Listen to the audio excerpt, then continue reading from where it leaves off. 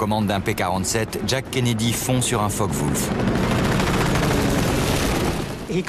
Il racontait qu'il s'était tellement approché de l'Allemand que sa silhouette remplissait son collimateur. Il avait peu de temps à sa disposition et il a tiré une rafale courte qui a fait mouche.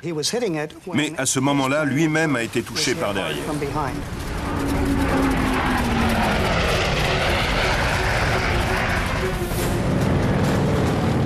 Les tirs des canons et des mitrailleuses de 2 Messerschmitt Bf 109 transpercent le jug de Jack Kennedy et son aile droite prend feu. Il a détaché ses sangles d'épaule pensant qu'il allait devoir s'éjecter. Mais comme le flanc droit de son Thunderbolt était en flammes, plutôt que de sauter en parachute à basse altitude, il est resté à bord. Jack Kennedy se dirige vers les terrils au nord-est d'Y-29 dans l'espoir de semer les Bf-109. Mais les Allemands tiennent bon. Jack Kennedy et les autres pilotes de Thunderbolt ont besoin d'aide.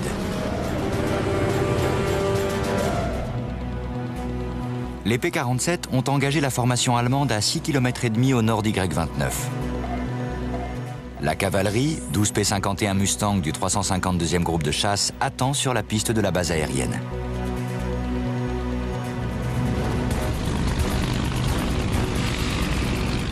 La 9e Air Force lui refuse toujours l'autorisation de décoller, mais Jesse Meyer, en chef charismatique doublé d'un tacticien émérite, reste aux aguets. Jesse Meyer était un sacré bonhomme, et je l'aurais suivi jusqu'en enfer. À 9h20, Jesse Meyer repère des tirs de décès au nord. C'est la seule confirmation dont il a besoin. Il a dit « on y va ». Je l'ai regardé et je me suis dit « on aura droit soit à une médaille, soit à un procès si on décolle sans autorisation ». Les Mustangs roulent sur la piste et accélèrent jusqu'à la vitesse de décollage de 145 km/h.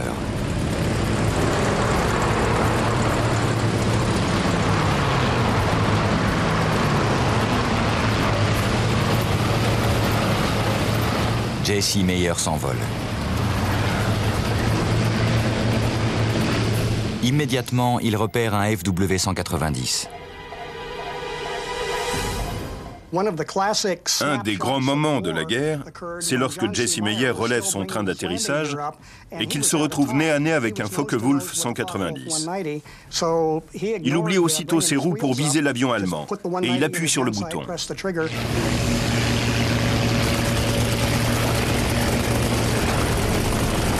Le FW-190 s'enflamme et tombe droit sur les Mustangs qui sont en train de décoller. La victime de Jesse Meyer s'écrase juste devant le lieutenant Sanford Motes qui parvient à éviter l'accident.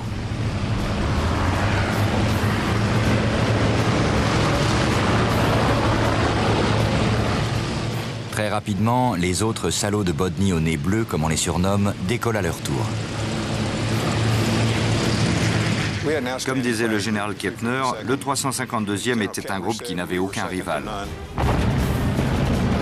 La frénésie des premiers instants du combat cède la place à une bataille de grande ampleur juste au-dessus de la cime des arbres entourant Y-29. Un des plus grands combats aériens de l'histoire vient de commencer.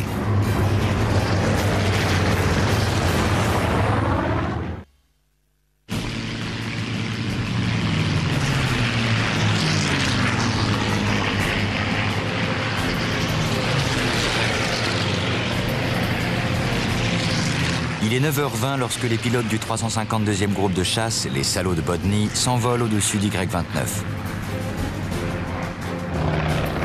Le lieutenant Ray Lidgey et son ailier Alden Rigby s'éloignent rapidement de l'aérodrome.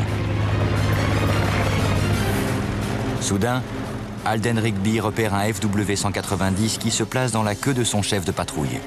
Aussitôt, instinctivement, il fait un break à gauche. Si Ray Lidgey vire à gauche et que le FW-190 le suit, Alden Rigby pourra facilement ouvrir le feu sur l'Allemand. Donc j'ai dit à Lidgey, break à gauche.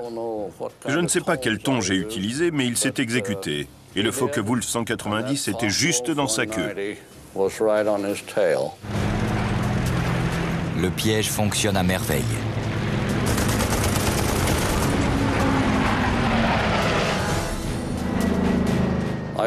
J'ai vu des impacts de la queue au poste de pilotage.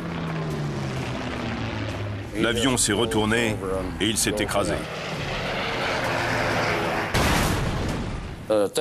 J'ai perdu de vue Lidgi en regardant l'autre aller au tapis. Je ne le voyais plus. Et il y avait tellement d'avions que je ne risquais pas de le retrouver. J'étais là et un Focke-Wulf 190 est passé en dessous de moi, au ras des arbres. Alden Rigby braque son manche à gauche et bascule.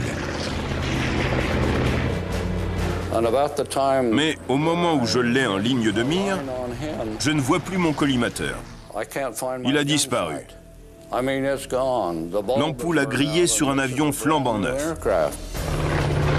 Dès lors, il est presque impossible de tirer avec précision.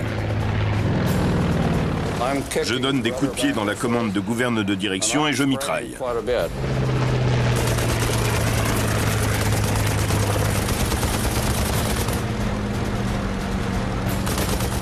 Chose incroyable, Alden Rigby parvient à faire mouche. Le moteur du FW-190 se met à cracher de la fumée. Et l'avion a tournoyé comme une feuille.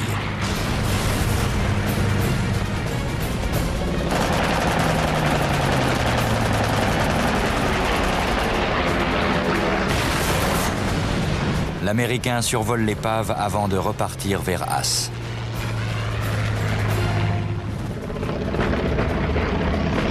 Pendant ce temps, Sanford Motes et son ailier se jettent dans la bataille. Presque aussitôt, les Mustangs sont noyés sous des tirs de balles traçantes. 2 FW-190 attaquent à grande vitesse. Sanford Motes va utiliser la vitesse des Focke-Wulf à leurs dépens. Avec son ailier, il va ralentir pour obliger les Allemands à les dépasser.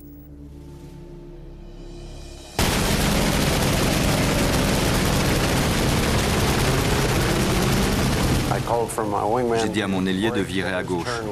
C'est ce qu'il a fait. L'Allemand qui était à côté de moi m'a dépassé. Et quand je me suis positionné derrière lui, il s'est retrouvé dans mon collimateur.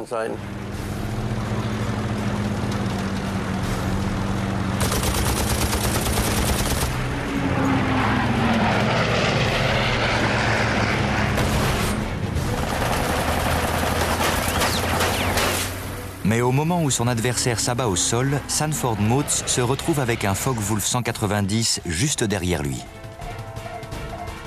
Heureusement, un autre salaud de Bodny, le commandant Bill Halton, a l'Allemand en ligne de mire.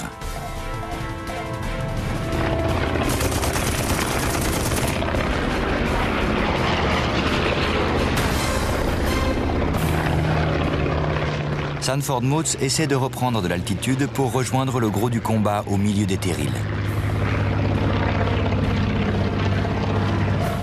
Ça paraît si bizarre de voler si bas en évitant ces petites collines de scories.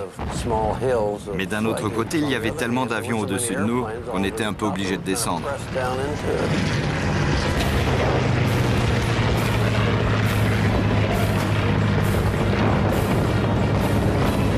À un demi-mille nautique à l'ouest, environ 800 mètres, Bob Broul surplombe une zone enneigée, moteur hurlant, à 380 km/h aux commandes de son P-47. Il est toujours aux trousses de son adversaire qui vole à quelques